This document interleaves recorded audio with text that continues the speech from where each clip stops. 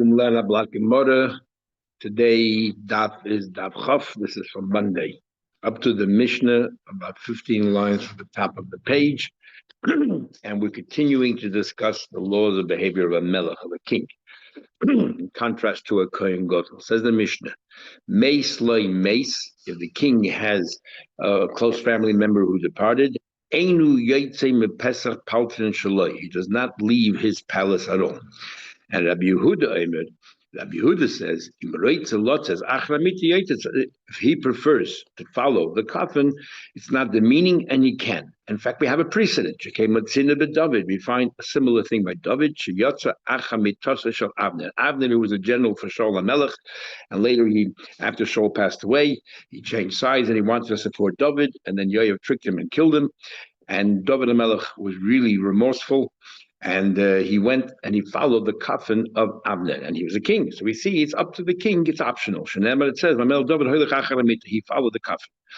On Malay, the Chachamim said to Rabbi Yehuda, that's no proof. There it was extenuating circumstances because people accused David HaMelech of actually organizing and coordinating this the murder of Avner, and David HaMelech definitely did not. It was Yoav's idea. So David HaMelech wanted to demonstrate to the people his remorse and how sad he was that Avner passed away or was killed. So Lahoya David it to appease the people.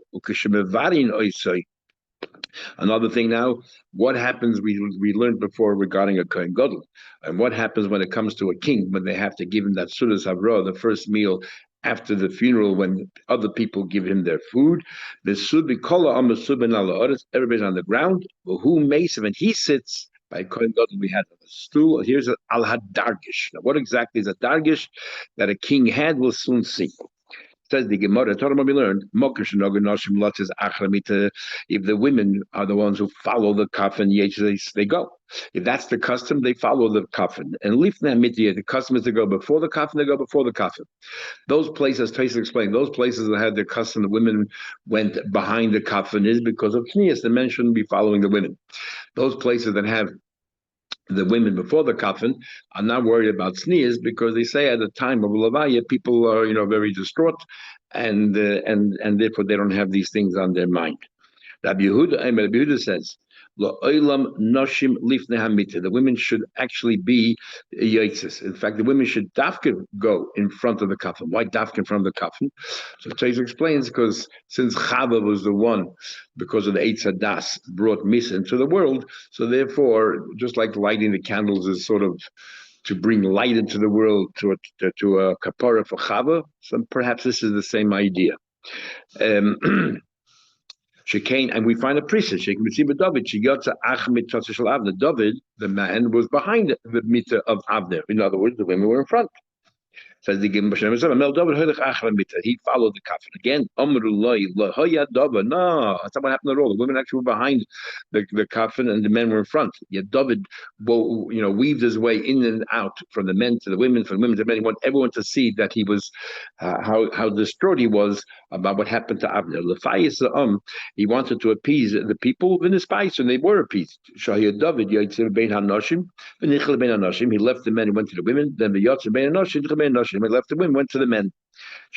How do we know that? Because it says, everybody realized on that day, it was never intention to kill Avner. This that it says in Pasuk, they all came to give him that meal. See, if it says lahachres, it's actually written lahachres, to cut him off. The korin lahavre, but we read lahavre to give him food. What happened? Betchila, in the beginning, the people were so incensed that they wanted lahachres, they wanted to take revenge against David HaMelech, thinking that David is one who was schemed and had Avner killed. At the end, they realized that it wasn't David. Lahavre, they came to peace with him, and they were going to give him a meal. So why was Avner punished? Avner was such a great tzaddik. Why was he punished? He should have prevented Shaul. According to Rashi, we're talking about he could have stopped Shaul from killing the city of Noiv. And even though you have to wonder, Shaul was a king. You can't defy a king's orders. What do you mean he could have protested against against Shaul HaMelech. Because it seems because he was influential with Shaul, he could have somehow or another perhaps convinced him, not defying, but convinced him. Rabbi Yitzchak Micha, he did protest. Shaul did not accede to his protest. Shnei Mikadosh says the machlek is whether Avner protested or didn't, and they both dash in the very same pasuk. It says in the pasuk, "Vayikoinen Hamelech David Hamelech was cried and he was so upset El Avner because of Avner Vayomen." He said the following. He made this statement: "Hakamosh novel Yomos, he should die like some desolate person." Avner Yodecha lo Yasudas, your hands were not tied, but Aglecha lo Lenchashayim Hugoshu, you weren't manacled. Bin foil lifnei b'nei avla, and you fell. I'm just reading the rest part of the pasuk, and you fell like before evil people. In the fault, you fell down. What's going on here? So, the one who said that Avner should have protested this and didn't, and therefore he's culpable, even though he was not involved at all. This is what we say. As we had in more Shabbos, that if somebody could have been Meich and he wasn't, that's why the Eibusher, when he came to destroy the second base and make the tzaddikim were hurt first, because they should have prevented the Yidden from their misguided behavior, and they didn't prevent it. So they were culpable. As Ibn Ezra says actually in Chumash, lo yisig noivu, wiser and kedosher, wiser in plural, because the one who buys the stolen goods and allows the ganef to steal goods is equally considered a ganef as the other person. So as if you're complicit. This happened what Don Melech was saying. Your hands weren't tied, but and nor you were not manacled. Is my time. So what prevented you from protesting against Shaul for doing what he did? And therefore kinfoil, and that's why it appears what happened was kinfoil if the fault. That's why you fell before these evil people. However, Manda Michal said he did the right thing and he protested, but Shaul didn't respond. David Melech was quizzing. I don't understand. Why in the world did you die the way you did? Your hands were not tied. You were not manacled, and you did exactly what you meant to do. You protested. You protested. My timer. I don't understand. Why did you fall?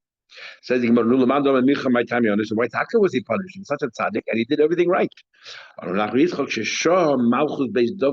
of him, the kingdom of David was delayed 2.5 years. Avner was convinced that 2 kings from Shevet ben Yamin will be kings, so not Shalom Melech plus one other, Yishbaishis. And according to Rashi, David Melech was throned and crowned in Hebron. He remained there 5 years, and then when finally he sent out a letter to the people, I want to become king, accept me. Avner jumped in and he said, no, Ishbaishis, you become the king, and Ishbaishis the king for 2 years, and then it took another 6 months before they made David Melech move to Yerushalayim, became the king of everybody. Taisha doesn't like that, so Taisha says, and why the last half year was Avner's fault? He said it was the other way around. First he appointed Ishbaishis. And after he appointed Ishbaishis, the first half a year was between Shaul's death and the kingdom of Ishbaishis. And what happened was during that 6 months, Avner was running around trying to convince everyone, let's appoint Ishbaishis, not David HaMelech. So 6 months, the 6 months he's also guilty of. And then 2 years Ishbaishis was a king, and then after that, 5 years, till David HaMelech sent that letter out. So he wasn't at fault. So that's why Avner was punished. He delayed it by 2.5 years. Even though he based on a pasuk, it was an error. Says in the further thing, my dargish, he sat on this bed called dargish. What exactly is this bed known as a dargish? The king had.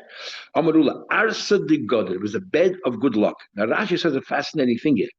Arsa de God, says Rashi, that they used to set a bed in people's houses, and they didn't use the bed. It was more not only a symbolism, it was to usher in good luck into the house, like nechush, like some kind of a charm. And the Ran in the Dorim says, impossible. How can a Yid do that, to bring in a chair for good luck? So he said it was only to display that you're generous and that you're wealthy. Other Rishonim say the Ran's pshat is difficult. Why would a king need to have a dargish bed in his house to demonstrate, to display his wealth? Everyone knows that a king is wealthy. Therefore, they like Rashi pshat that was done for good luck. Even a king needs good luck. There's a third pshat in Gemara Dorim there, actually fascinating from Shita Gebetzer there. He says everything in the world has a malach, and just like by a bris, we have a kisei shel a chair set aside for the malach Eliyahu Navi.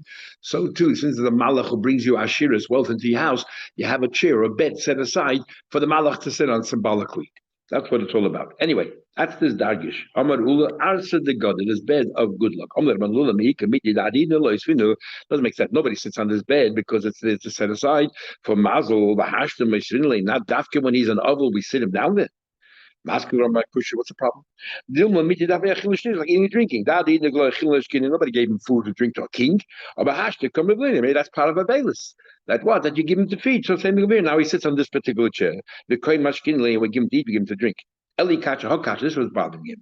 How can you say the king sits on this bed of good luck? Dargish ain't it because the dargish. We know when it's interesting by an oval. In those days, you'll notice that we don't do this anymore today. They would turn over all the beds upside down. And it said that the dargish does not have to be turned upside down, you just stand it up. And if you talk about this bed of good luck, you say, why don't you turn it down? But Tanya, we learned, when you turn over your bed, not only you turn over your bed, every bed in the house. So the dargish also should be turned over, should be also turned over, and yet the dargish, it says you don't have to turn over. So obviously the dargish is something else. Saying, well, that doesn't bother me. So, since it's not a bed meant to sleep on, you don't have to turn it over. And how do I know that? My cushion, you have a bed that you put the nice vessels there to display. If it was not meant to be slept on, but to place a vessel, ain't a sort of place. You don't have to turn it over. So the dagish also turn over. What's the problem? Why can't dagish be this bed of good luck? Eli kasha hokasha. I'll tell you why it can't be that particular bed that we're referring to when the king sits on it during this avelis, because the dagish matik karbitini, it just unties. So you have these ropes over there attached to the bedboards on the side. You untie them, it falls down. And if we're talking about this particular bed that is there for good luck, is karbitin mi islay. Does it even have these hooks and ropes? It doesn't have that. It's made differently. Eliki is constructed differently. Eliki also doesn't omali say, you know what this arsha the God is? You know what it is? To have a shchir b'shuka de guldoin. This guy knew because he used to frequent these marketplaces where they used to sell leather, and he said, "You want to know what this is? I'm like my dargish. You know what this dargish is? Arsha the tzola, bed made out of leather." And because it's made out of leather, you didn't want to turn it over because they didn't have these posts sticking out, and the leather would sit on the damp floor and get all ruined. And that's what it is. It's a special bed made out of leather. Rabbi Yechanan says Rabbi Yechanan name Rabbi Yechanan. I'll tell you them what Dargish is. Dargish is Siruga mitoicha and Mitzah Sirucha me'al gaba. A dargish is where the ropes are tied in from inside the frame. And an ordinary bed, the ropes that hold the base of the bed are tied around the bedboards. That's the difference. Makes the last question can't be because it says clay eight names in the or wouldn't Kayla when does it receive tumor receptacle for tumor had to emit a bed or a risa or let's say a baby bed, a cot. After you smear it, when is it considered completed? When you smear it and you wax it on the sides and with the hide of a fish. But if it's ropes around the bedboard, you don't see it anyway. Why bother polishing it? If it's tied around the boards, what do you have to polish it for? There's no difference between a dargish and another bed. They're both tied from inside. Mita, but by a bed, a normal bed, the ropes are tied. There are little holes made in the bedboard itself, in the base of the board, and then you put it through there. And dargish when it comes to dargish, it goes through the avaksa, the rings. In other words, they have hooks, and then you put the ropes through the hooks. The halacha is like Rav Shimon ben Gamliel. Rabbi Yaakov Bar Ami said, Mita shenaklita, that a bed, naklitel, yotzin, that it has, besides the post, it has a stick or a pole that goes up right in the middle of the bed where you put a canopy on. That you cannot really turn over because the bed will there's no balance. So in that case, there, what do? You set the bed up, vertically, and that's sufficient. Continuing the laws of a king, says the Mishnah, the king has the right to say, we'll go to a war of Rishus, like we learned before, the procedure, he's a Bezin of 71. Lastly, derech, he's allowed to make way for himself. And according to Rashi, we'll come back to this later. Rashi said, what do you mean? He's allowed to make highways and he's allowed to break through fences if he needs a wider boulevard or wider path. And Rashi said, but talking about a case, private use. He wants to have access to his field and to his vineyards. So he's allowed to break through people's private fences in order to get to that. We'll discuss that in a minute. Nobody can stop him. Derech HaMelech Ein Lo Shir, and how wide should this road be? There's no amount. If he has a big, entourage, he needs a very wide expanse. When the people plunder and pillage, so they take the goods, they have to divide it with the king. He takes first. He gets half, as we'll see, and therefore he gets obviously the best half. First of all, we already learned about a king going to war needs a bezin of 71. We were discussing the laws of a bezin. When we have a bezin of 71, the first mission of the first Pedic, it already said you don't go to a war, an optional war, unless you have a bezin of 71 sanctioning it. You're right. And then the king, I need a ton of kol mila de melech, since we're discussing here all the rights of a king, as we reiterate this thing about the war. I have a very interesting argument. The people came to Shmuel, and they said to Shmuel, we would like to have a king. And like the rest of the people in the world have a king. And Shmuel started telling, you know what a king is? He levies taxes, he takes his children away, and there's conscription to the army and all that kind of stuff. And the question is are these entitlements of a king or not? Everything that Shmuel Hanavi said regarding the rights of a king, melech mutaboy, these are actually legal rights that a king has, and these entitlements, and he can do all of those things, levy the taxes and all that. Take conscript your children and draft them to the army. Rav says, and your sons and your daughters and all that. And the Rav says, Rav says, no, the king has no rights for these things. He only has the right.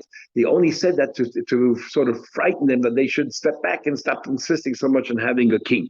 It says, you have to have fear of a king, and therefore he added all these things which are not necessarily true. The king doesn't have these rights.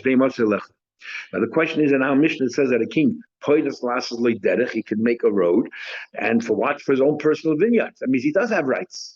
How can so there's some of the Shainim say that according to Rashi, you must say that Rav argues with the Mishnah, and Rav Tana, who probably have no choice to say, but Rav is a Tana and he can argue. The Rambam, because of this question, seems to learn differently. He says we're talking about a war, but during a state of war, the king can do whatever he wants. But in ordinary circumstances, Rav is right, maybe, that Rav says you cannot do those other things. It's actually Machek Yishanim with Allah like Shmuel or like Rav. And the Gemara continues. It's not only I'm Rav Shmuel, Ketanai, Machek Tanaim. Rabbi Yossi says, he has these rights, and which they could be the author of our Mishnah Rabbi Yossi for the Rashi. And Rabbi Yehuda says that this pasha was only said to intimidate them. It says you have to fear a king, but not that the king actually could do all of these things. Rabbi Yehuda said also there's a mitzvah, the mitzvah to appoint the king. Gimel mitzvahs. So since there's a mitzvah to appoint a king, so there's a mitzvah that you should have fear of the king, and that's why Shmuel said all these things just to make them aware what a king is, not that necessarily the king has these rights. And Abuda said, Gimel mitzvahs and established so the three mitzvahs even were structured when they come, when you enter to throw, Lahamid Lamelech, first you have a mitzvah to appoint a king. So Abuda holds there's a mitzvah to appoint a king.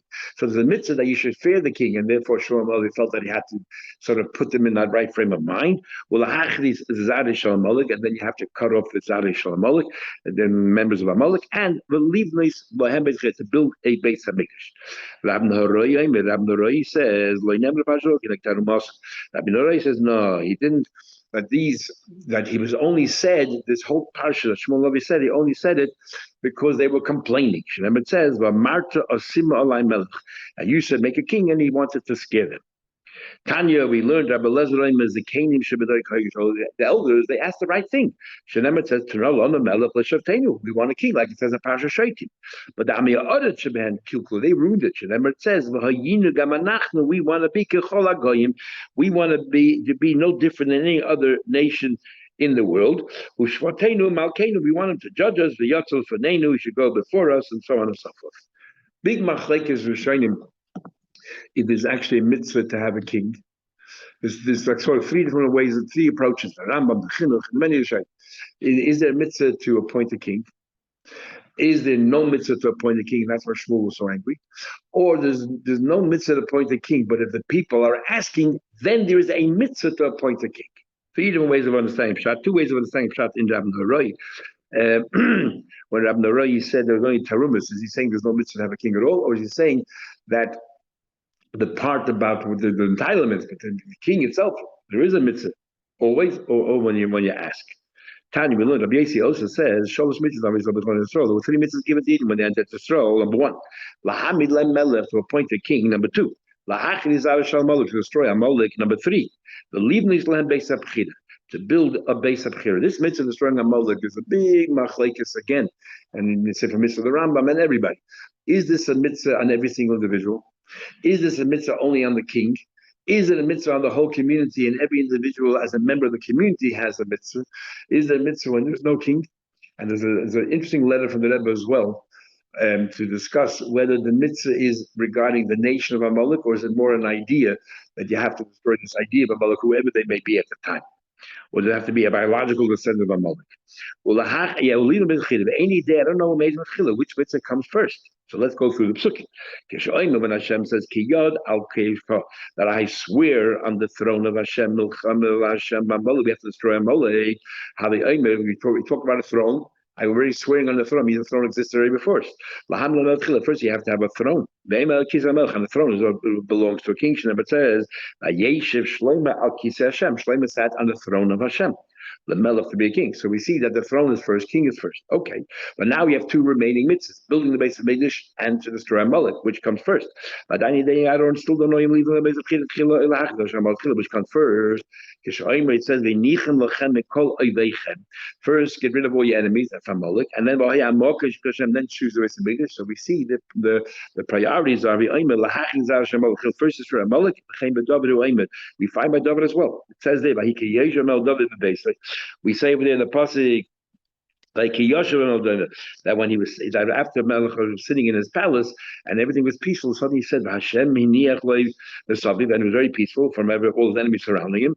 Then King turned around to us and said, I feel guilty. I'm sitting in this beautiful palace, and the Aron is behind these curtains. So we see that what? First is peace, and then Beis Hamikdash. First, Shlomo Melech was the king over not only of the Gash physical world, but also the Ruchlige world. It says in the pasuk, it says in the pasuk that Shlomo Melech sat on the throne of Hashem. But after he married all of these women, especially Baspare, then he was reduced malach ala tachtonim. He only reigned over the world below. And it says that he ruled b'cholei hanar across all the waters, betifsachvad Azah, from Tifsach till Azah. We have a machlekes Rav Shmuel. We have a machlekes between Rav Shmuel. Chadam Tifsach b'seifa elam ba'Azah b'seifa, two ends of the world, two extremities of the world. He ruled from one end to the other. The Chadam Tifsach ba'Azah b'hadi hadodi. The other one says that Tifsach and Azah are right next to each other. And the point is, Kashem Shemolach al Tifsach wal Azah, just like he reigned over these two countries, were so close to each other. Kach Molach al Kol Elam Kulei. He ruled over the whole world. We have exactly the same machlekes in the Megillah. It says that Achashverosh ruled over Mahoidu Akush. Were these two neighboring places, or were they two extremities of the civilized world at that time? But later on, later on, after he married again all of these Nashim Nachriyas, and he married Baspare, and they brought Avodah Zarah into the family, he was reduced to Yidden. Shneimar says, Ani Kehelos Hayisim Melech Yisrael, was the king only of the Yidden. All of a sudden, and then the story we learned in Gittin of Samachesed with Ashvadai, and he spat him out. All of a sudden, the Melech Elo Yishleim, and sorry, he was reduced step by step Yishleim. Shneimar says, Divrei Kehel B'Dom Melech Yishleim. All of a sudden, in the very end, the Melech Al Miktasai, he was only king over his bed. Shneimar says, He Miktasai Yishleim. All of a sudden, in the very end, the Malach Alam Makla, he only reigned over a stick. The same expression that Yaakov had, Kiba Makli, about it, I will have my walking staff, and that's it. And it says, this was left to me behind from all my hard work and my endeavors. That's all I have left. Rabbi Shmuel Chadom and Maklai, it means literally his staff. The Chad Omar Gundai, his coat, the clothes on his back, his coat. What happened at the end that he was reinstated in the Nazi beautiful medrash, how he wandered around, people thought he was crazy, and eventually the whole story how he proved that he was Shlomo Melech. Rabbi Shmuel Chadam, one says Hadar, he was reinstated. V'chad Amar loy Hadar was not reinstated. Manda Amar loy Hadar. What is it that he was not reinstated? Melech beheaded. He was a king, and then he became an ordinary citizen. Manda Amar Hadar Melech. Again, Hadar, he came back, is Melech beheaded. What is that? He came back, then he was a king, an ordinary person, and then a king. The Mishnah said, "Poyetz last like derech." He's a lot of interesting. This whole idea of a king is a big question in halacha. What's the reason? Is it because Hashem gave these powers vested in a king that he can do all of these things? Or is it because the people accepted the king as their ruler, and part of the acceptance is to give him all of these rights, to relinquish their rights, to give it over to the king in order to make sure that he protects them and so on. And the nafkamina is, forget about a king. What about a governor? What about an officer? Like Zion to the year. What rights do they have? What powers do they have? If these powers are just powers that they invested in the king, then obviously they don't have these powers. But these powers are because the community gave them over to them. Then they do have these enormous powers. And we did learn about Basa Ches over there. The powers that they have in creating prices, fixing prices, and rules in the city. So Tanakh we learned Oitzreis Malachim, when they wage a war and they basically they seize the treasures of the king of a neighboring country, then the Melech, it's only right that who gets it, the king of the Yidden. The Shar Biza, but the rest of the plunder and over there they take, Sheboizin is Machzel Melech or Machzel, is about equally half and half. I understand why the treasures of one king goes to the other king. It's only the right thing to do. The rest of the plunder, why should it go half and half? Why should they divide equally? How do you know that? So we say because it says in Pasuk, it says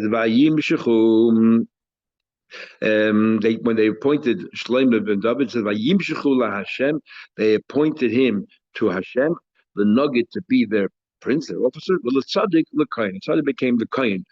God. So what's the comparison? Makish nugget the tzaddik. We'll compare the king to a kohen gadol. Mat tzaddik machzaloy machzalachi. When it comes to lechem aponim, there were 12 loaves. The Aaron gets half and the other kohen get half. So too, af nugget, it comes to a king, the prince machzaloy machzalachi, half and half. Says the Gemara, the tzaddik gufin on how you know the kohen gadol actually he gets half and half. The Tanya Rebbe says v'hoisel Aaron levon of machzal Aaron and machzal levon. Says the pasuk, and the lechem aponim go to Aaron and his children. So Aaron is one, and all the banim are the other one. Half the Aaron and half the banim. Okay, we'll see you tomorrow. Mitzvah Hashem. Have a good day.